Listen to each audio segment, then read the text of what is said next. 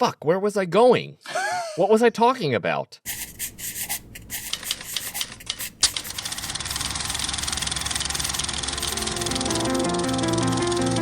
Hello and welcome to Storyweavers, the podcast where we discuss anything and everything story-related.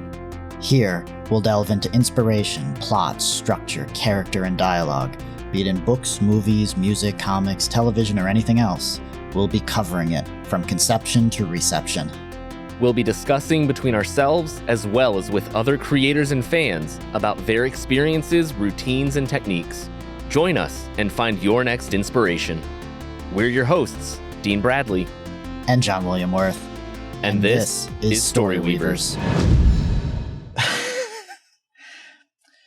Welcome back to Storyweavers, the podcast where we talk about anything and everything story-related. We're your hosts, John William Worth and Dean Bradley, and today it's a different episode.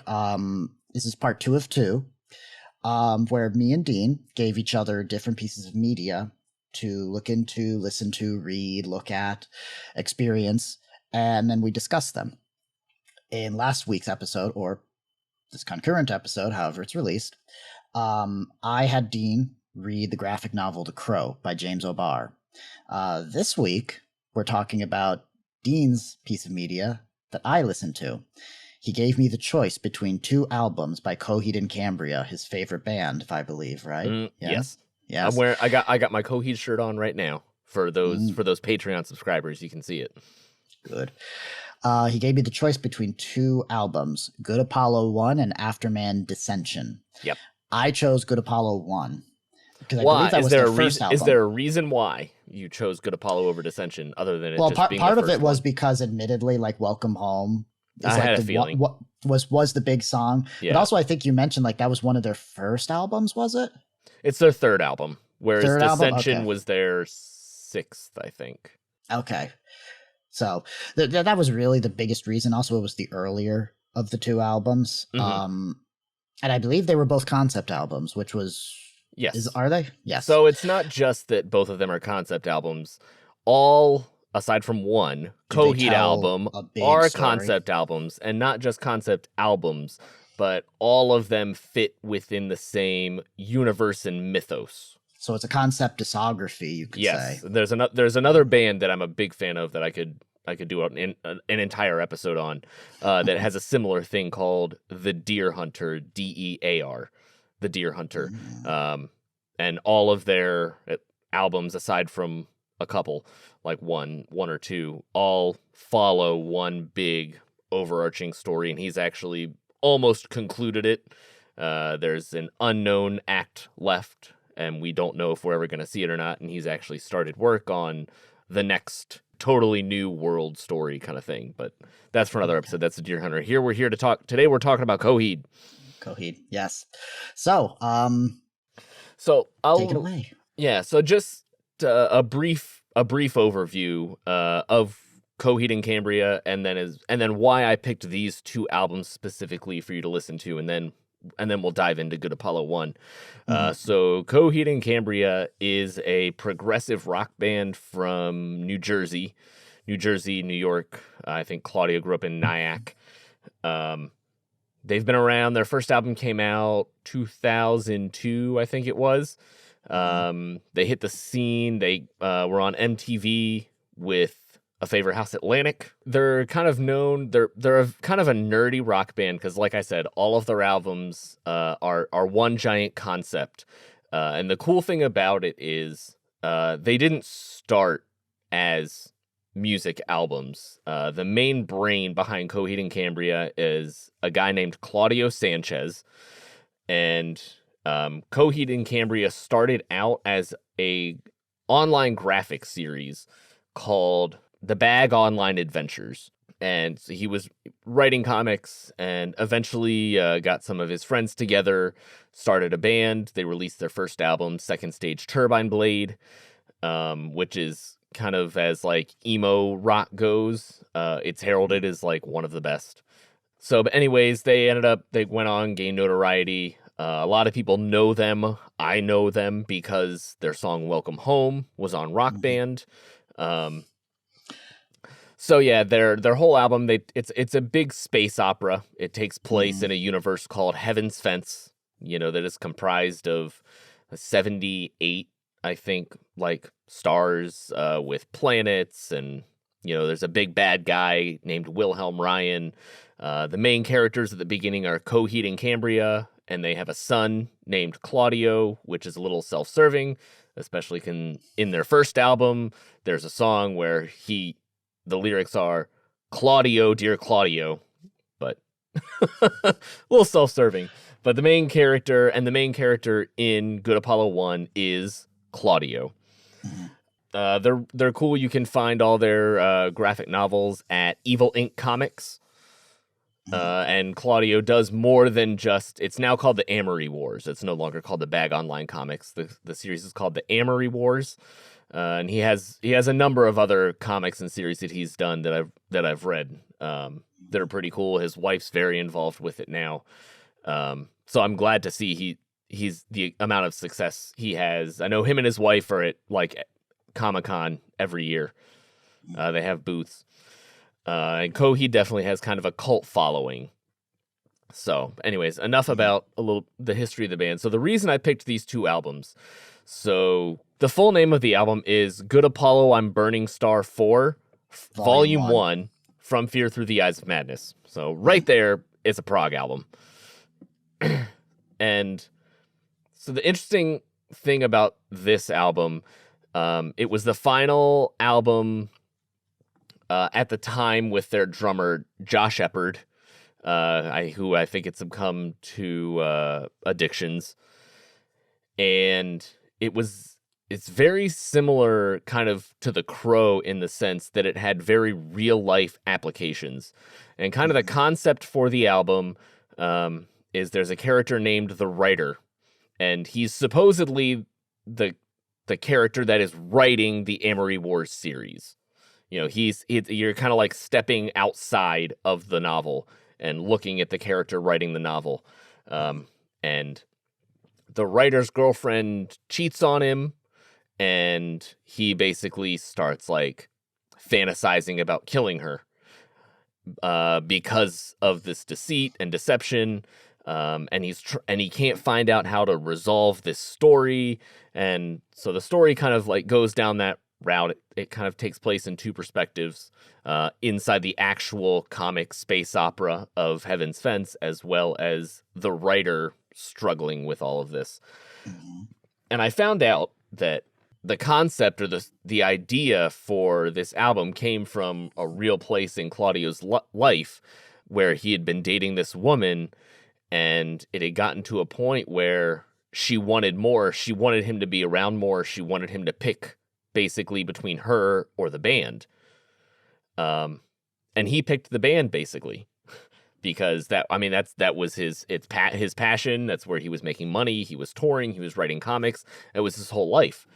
And so a lot of this album, while it's definitely angsty and kind of fits that early 2000s, pop emo, kind of style you get from MCR, Fall Out Boy, those kind of guys.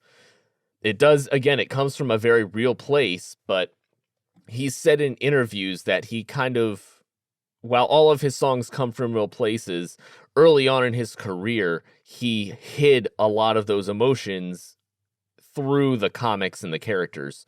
So it wasn't necessarily as obvious as to where they were coming from. He, finding a way to bare himself without baring himself, I guess, is the best way to say it.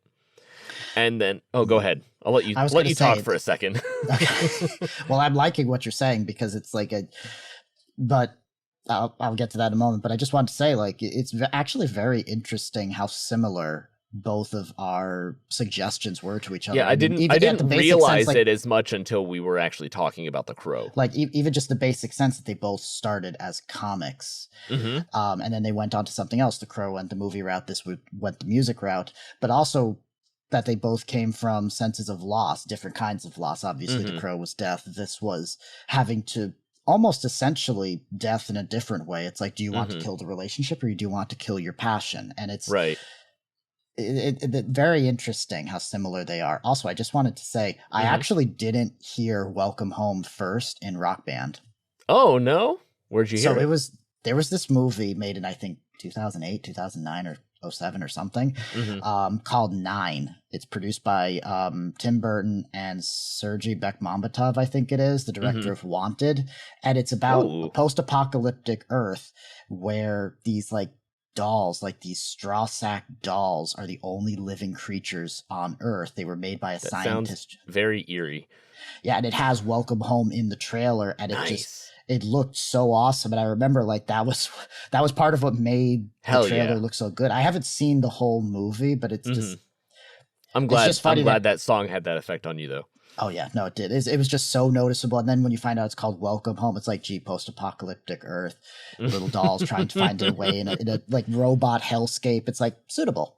Well, Anyway. and considering even too, if you want to go even deeper, even though I'm sure it wasn't intentional, the track preceding Welcome Home on the album is a lullaby that's almost sung in like a doll's voice, kind Yep. of. That might be Just I mean, to it's make from that the similarity. I'm it's from the sure that didn't have imagination of anything Tim to do with Burton. it, So but who knows? Yeah, yep. right. Who knows? Mm-hmm. But the reason I offered you Good Apollo 1 and Dissension is Good Apollo 1 is often considered by their fans to be their best album. It was a monumental landmark album. I think it was their best-selling album at the All time. the comments talking about that. Yeah, so I gave you that one because that's most people consider that kind of the quintessential Coheed album. But I also gave you Dissension because it comes a little bit later in their career. It's also a double album, so that's something I didn't mention. It is called Good Apollo Volume 1. There is another one called Good Apollo Volume 2, No World for Tomorrow. And they're two long form albums. I think they both break the hour mark. And then there's the Afterman albums, which are actually a prequel to the stories in Good Apollo. And it's a 2-part album, Ascension and Descension. And they were released separately, but they're kind of meant to be listened to as one full album. And so they're a prequel story. They follow a character named Cyrus Amory, which is what the Amory Wars are named after.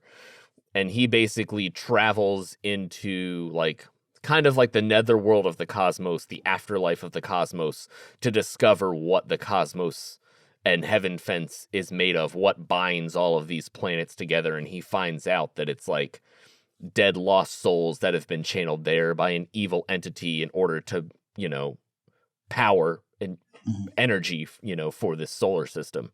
So you kind of learn that it's a little darker.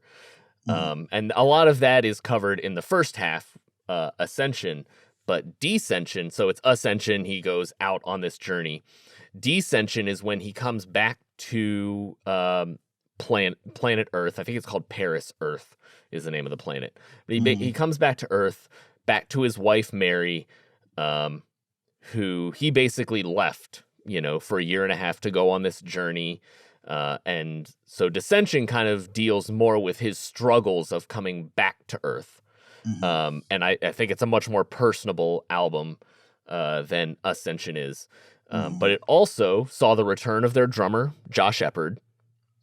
So there were a couple albums in the middle where he wasn't there, but Ascension marked a return to that. But it's also the part 2 of the series, whereas Good Apollo was the part 1. And I think part 1 of Good Apollo is a great story of vengeance and wanting to exact vengeance and feeling those feelings. Whereas Descension has a totally different tone to it and is definitely more about grief and redemption. So that was kind of the reason I gave you both of those. To Coheed fans, it might seem a little strange that those are the two I offered, but I think it makes a little bit of sense, and I think it's cool that you picked Good Apollo 1. And so now that I've given you a very lengthy intro into the band of these albums, what are your thoughts when you listen to Good Apollo 1? What did you think? Did you like it? Is it the style of music you like? What is there anything you kind of like gravitated towards? So I will admit, like, I liked it.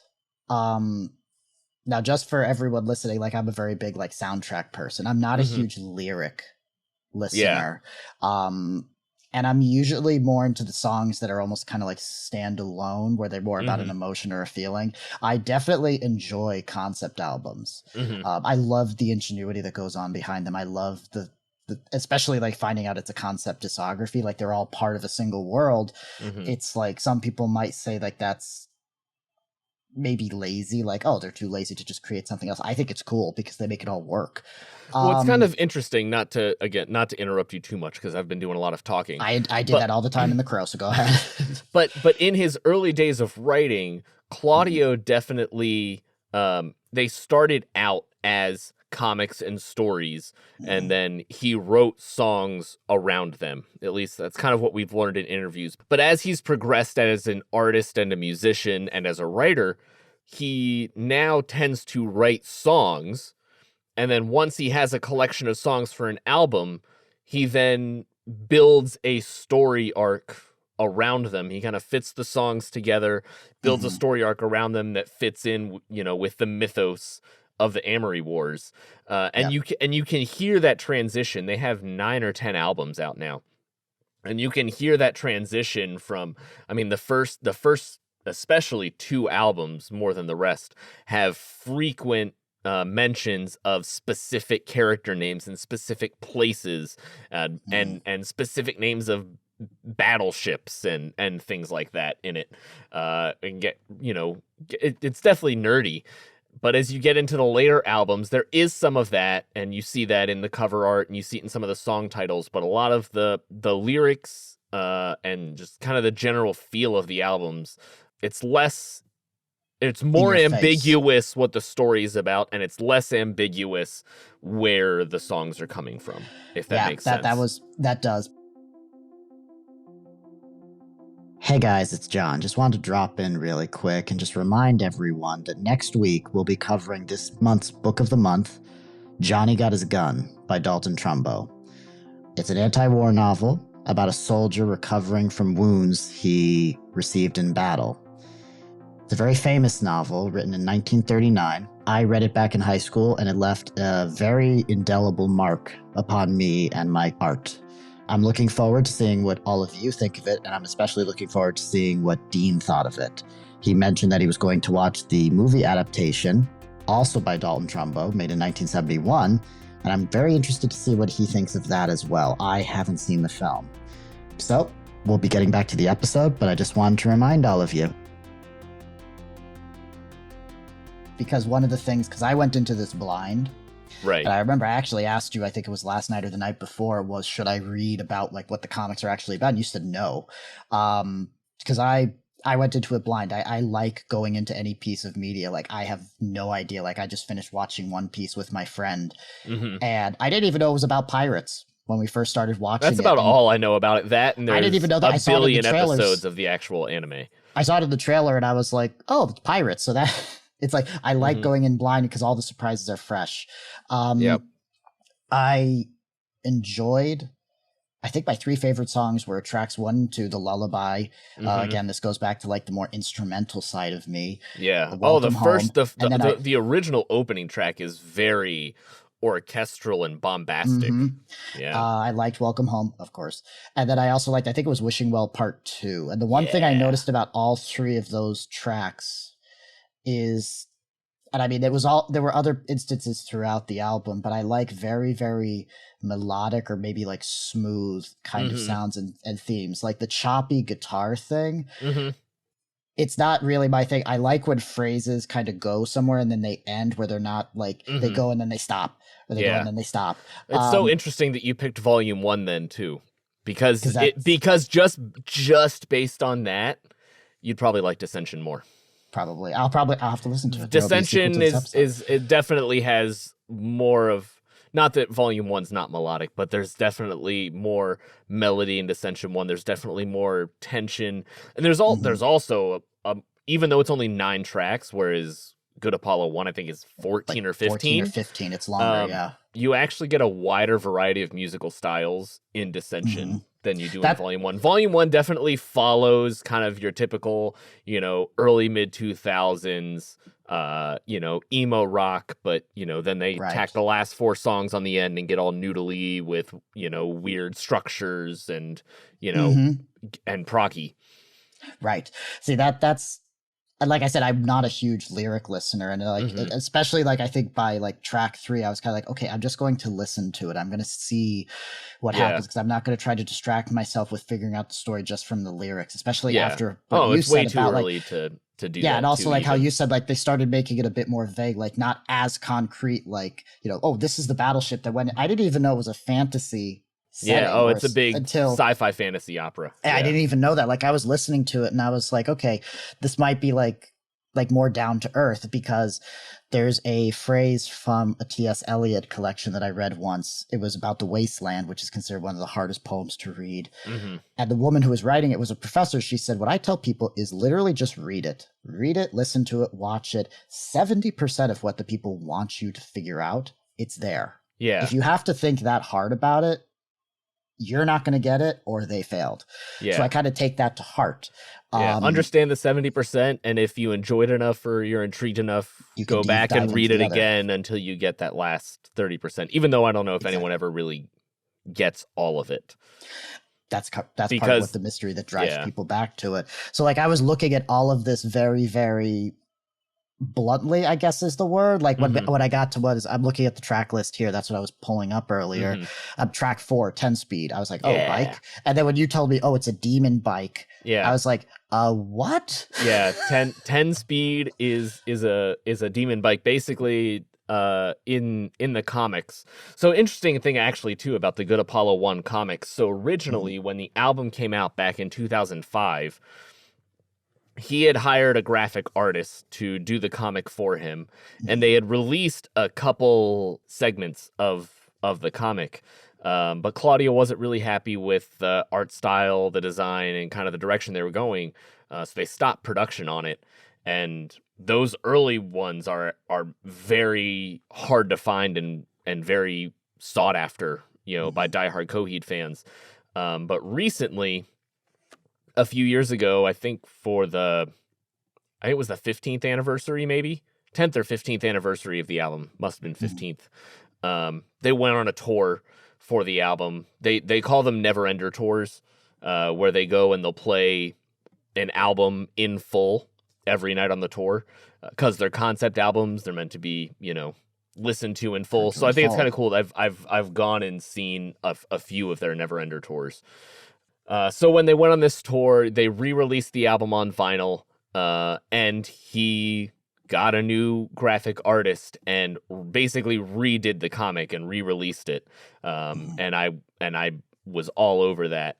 So it was kind of cool. I first listened to the album it was probably around 2007, the first time I listened to it. Knowing knowing that it was a concept album, I purchased the comics for the first 2 albums and knew the story there. But then there was this 10-year gap where I didn't know what the story of this one was. And the Willingwell series at the end are my favorite parts of all of Coheed's albums. And some of the lyrics are just total nonsense and I have no idea what's going on. But the but the music is so good. So See, that's maybe why part of it, at a certain point in the album, like I said, I just kind of said, okay, I'm just going to enjoy it. I'm just going to go with it. I didn't even hear a lot of the lyrics because I was just listening and just absorbing it. Even without the concept, there are a lot of Coheed fans that don't know it's a concept, don't care that it's a concept. It's fun music. Their choruses are super catchy. Exactly. Claudio has a very distinctive voice that some people really like and some people really don't. I enjoy it because sorry, what were you saying? I was just gonna say, and their musicianship is just is phenomenal, and their shows are fun. I've seen them 8 to 10 times. They put on a great show. They're great guys. I've met Claudio on a number of occasions. Just a good band outside of the mythos of the Emery Wars.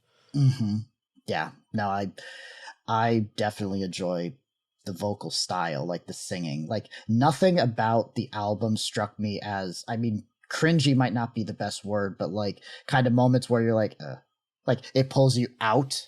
I was Right. always in Yeah. the music. Mm-hmm. It's just like, for example, some of the songs, and again, the show's like, I'm a bit of a shallow music listener at times, but it's like there were some songs that went by that felt like there was no main phrase to them, or it's like Yes. they were just like 3 minutes of just straight lyrics. There was no refrain, Mm-hmm. there was no bridge or any of the other language. It's like there are actually a couple songs on the album. The filler, Willingwell 1, almost. Fuel for the Mhm. Feeding End, which is one of my favorite Coheed songs of all time. There is no chorus. You know, there are a few repeating musical parts, and there are some lyric and melodic lines that repeat kind of like right after each other, but they don't really come back. It's kind of just 7 minutes of almost like freestyle writing. Yeah, there is some structure to it, but it's like a a cool, it's a one-off cool kind of thing. song. Yeah, it's got this cool, again, I know you don't like the jaunty, guitar lines, but it's got this real cool off guitar. Boo doo doo doo doo doo doo doo doo.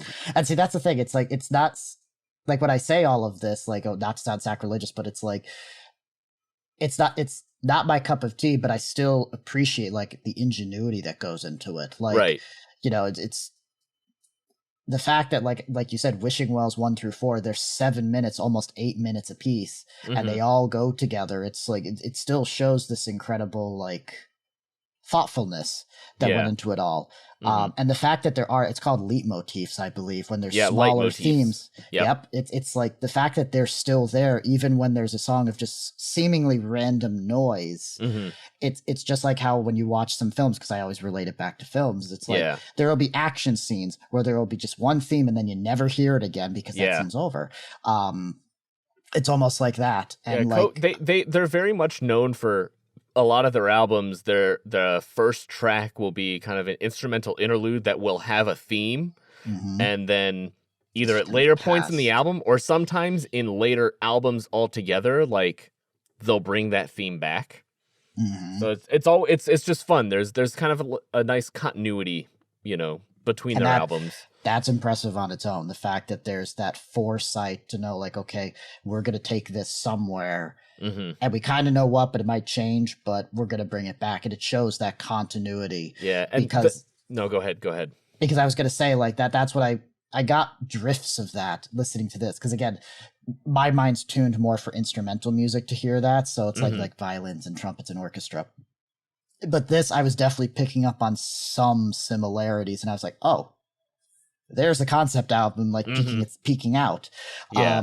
And then like I did, like the story I thought of, because again, I boil it down to its lowest common denominator. I did kind of get the son aspect, like you mentioned, because I was just assuming like this kid growing up, like when I saw 10 Speed, I was like, oh, kid on a bike. And the pace of the song definitely related to that. And then like Wishing Well was him like wishing for something like when he was older or something. So it's like I started like trying to piece together the story, but it was in a very mundane kind of way. And in this one too, again, this is kind of the album where the story started to get a little lost in the lyrics. It wasn't so head on. But just for reference, the Willing Well is it's this mirror. No, it's fine. The Willing Well, it's like this mirror in the fantasy world where the writer enters into it and confronts the Claudio character. And it's kind of like the showdown where himself and the character he created in this fantasy world like come together. That's something else I got. So when I was listening to it, I don't know what about it, but I kind of knew like the writer as well as the son, because I didn't know it was Claudio. So I was like, oh, this is the kid growing up. So Good Apollo, that they were two separate characters. Yes, they are. Yeah, there's the writer, there's Apollo, and there's Claudio. Apollo is the name of a dog in the mythos. Apollo is a dog. And so the line "Good Apollo," he's basically in the concept of the story, he's telling this dog Apollo the story of the previous album. That's kind of where the name comes from. And then I'm Burning Star 4. Star 4 is the name of one of the like central stars in Heaven's Fence. You said there's 78 of them. I think it's either 78 stars or 78 planets, something like that. Yeah. And basically, Claudio, he's basically the Messiah. In this mythos, it's called The Crowing, which is the name of a song on the previous album. But he's basically destined to destroy Heaven's Fence. He's destined to destroy the universe. And the main bad guy, Wilhelm Ryan, wants to stop him from doing that. And we don't really know why until we get to the Afterman albums later and learn that the key work and all of the energy holding this together is basically departed souls that are being held in limbo and not being allowed to move on to like a true afterlife. So it's kind of cool how it all comes back together. But then 10 Speed is a demonic bicycle. It kind of represents like his madness or his Claudio's madness or his the writer's angry madness? The writer's madness. Okay. Because basically the bike 10 Speed ends up, he's trying to convince him like, forget about your girlfriend that cheated on you, like finish your story, you have to finish your story, you know, it's the devil on his shoulder telling him to finish your story, but to finish your story, you know, you have to kill the female protagonist. You know, so, you know, instead of killing your girlfriend in real life, you know, go kill this character off in the story who has a love interest to Claudio. So yeah, weird, you know, relationship dynamics. But one of the most famous scenes in the graphic novel of all of the Amory Wars, it's a picture of the bike, and I think I sent it to you. Yes, you did. I want to make sure I get the words right. But it's a picture of like 10 Speed. He's this big flaming bicycle, and it says, "Ha ha ha, I'm a fucking bicycle." Yeah. Excuse me. I love it. It's so good. So yeah, but yeah, 10 Speeds, but it's just like, yeah, the concept itself, it's like, it's outrageous. Bonkers. It's got all these crazy elements, but you, as someone who didn't know the concept and just went into the music Still blind, grasped it. was able to find, you were able to find something about it that you enjoyed. You were able to find some sort of connection to it, even if you didn't understand, you know, everything under the hood, which is a success. the cool thing about great art. As we've always said, you know, we want to experience art for what it is, but there's so much more to it when you take the time to like dig down, right, and find out where it came from. Like everything you just explained, like that makes me want to go back and listen to it again and say, oh, okay, I see. Oh, okay, I see. Because like the idea of madness, I didn't quite get, but now that I'm hearing it, I was like, ooh, okay. It's like the guy's fiction versus reality. Exactly. Literally. Oh yeah, and those words, the word fiction is used in that album a lot. That there are certain words that Claudio likes to use across his albums, and fiction is definitely one of them. And there's a lot of instances, if you listen to the lyrics, where he talks about the fiction. Yeah, it's pretty cool. Yes. It's fun stuff. I enjoyed it. I enjoy experiencing new art. Even if it's not my thing, it's like a window into something else. And the fact that you recommended it, it's like you're giving a gift to someone else saying, I really like this. Here, try. Yeah.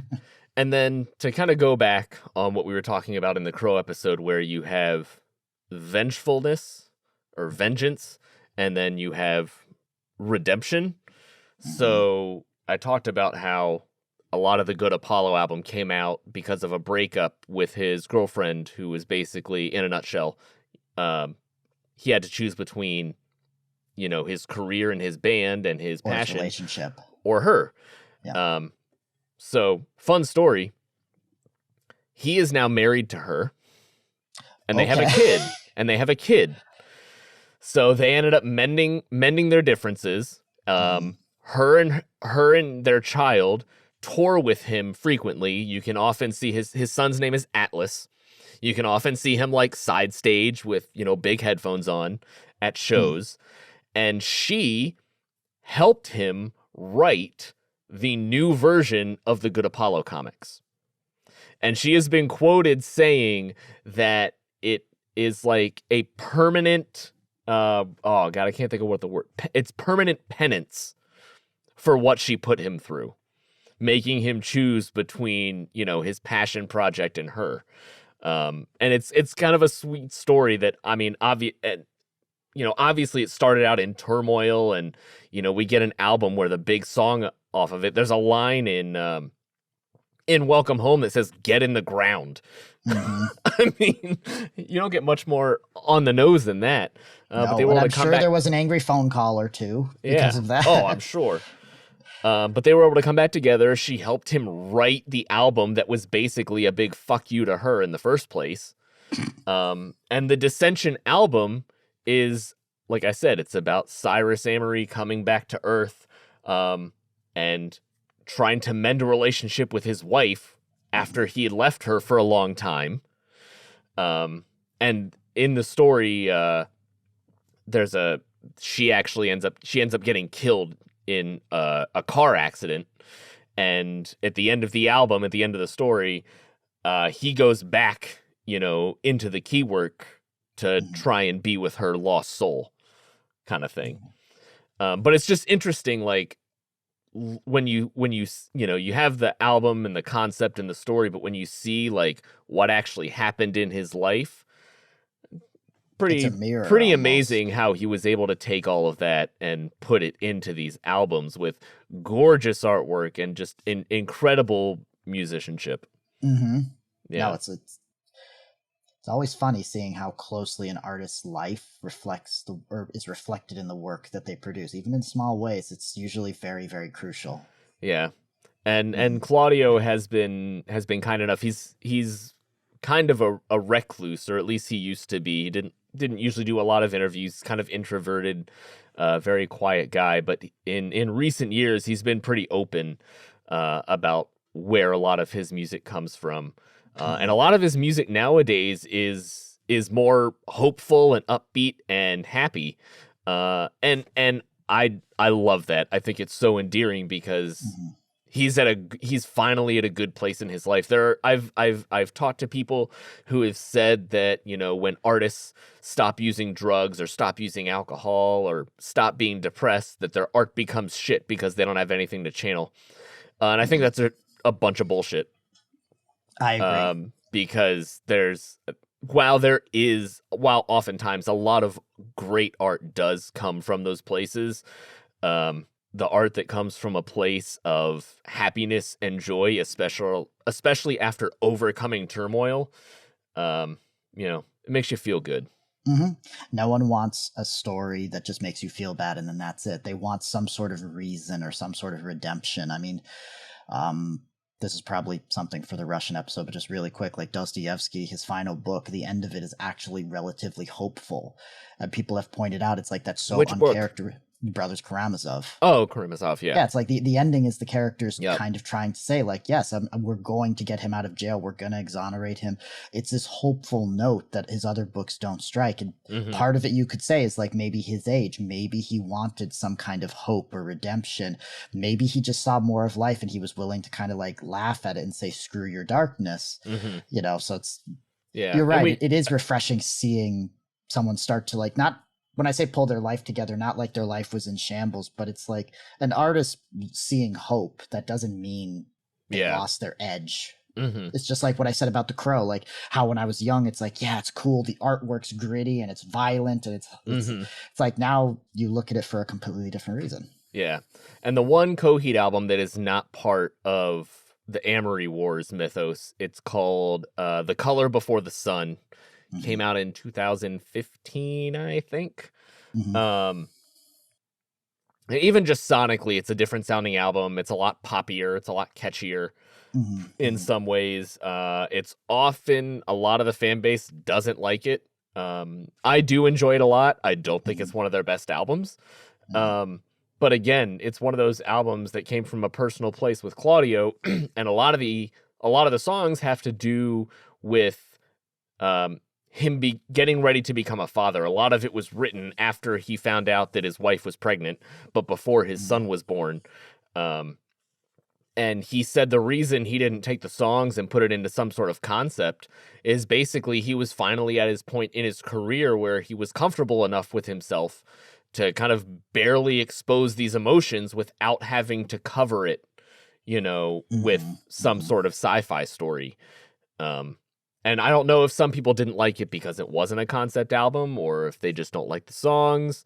I honestly I understand both opinions. When I first heard that Coheed was coming out with an album that wasn't a concept album, I wasn't exactly thrilled, to be honest, because that's one of the reasons I love them. But it is a fun album. And again, once I learned kind of more about what inspired it and where it came from, helped it even more. And that's a whole other discussion, is the validity of art and what art is good, what art is bad, or is art simply made better knowing the circumstances, or not. But that's a whole other discussion. But I think it's one the that's art versus the artist. Yeah, it's one that I think is fascinating. Beethoven's Ninth is fascinating, but how much better is it knowing that he was mostly deaf when he wrote it, and probably never actually heard it himself? It makes it a miracle. Like, what is the rumor that someone had to physically turn him around to see the applause because he didn't know it was over. He couldn't hear it. Yeah. Yeah. Which also begs the question, did they perform it wrong? Like, we may never know. Like, he might have turned around and yelled at them and said, "It's supposed to be another minute and a half, you idiots." You played too fast. We haven't played the coda. No. So yeah, I hope you go back and listen to Good Apollo 1 again, and I hope you go listen to Dissension and all of their other albums. I'm always happy to talk to new Coheed nerds. I have a lot of friends that are like big into Coheed, but none of my friends know the story and are really interested in the comics. Mm-hmm. So it's fun. It was fun to get on here and get to talk to you about them. Yes, I really enjoyed it. I enjoy experiencing something new like that.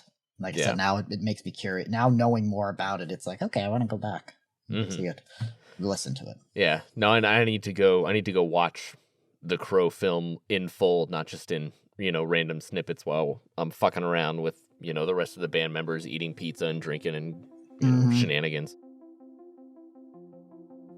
We'd like to take a brief moment to thank you for listening to Storyweavers. For the enjoyment of our listeners, we want to keep this podcast ad-free and uninterrupted. If you would like to support us further, check out our options on Patreon. Plus, subscribing will get you behind-the-scenes content, bloopers, access to Book of the Month polls, and more. We appreciate any and all support. Now back to the episode. See, that's the good thing about me and music. This is a personal note, but it's like I can't listen to music and do something else because I get distracted by the music. I usually I'll get listen wrapped to up music into it. Yeah, I usually listen to it and do something else. But the best time for me to listen to music is like right after I wake up in the morning. I'll pick an album and put it on just while kind of just like doing my daily routine in the morning where I'm not thinking about what I'm doing and just kind of get lost in the music. Oh, that does sound nice. Which lately has been the new Baroness album, Stone. If you want a really, really good modern rock album, go listen to Stone by Baroness. It's fucking awesome. Duly noted. So no, I really enjoyed the album. Thank you for introducing me to it. It's the first full Coheed album I've listened to. I've listened to songs of theirs, but I've never listened to a whole album.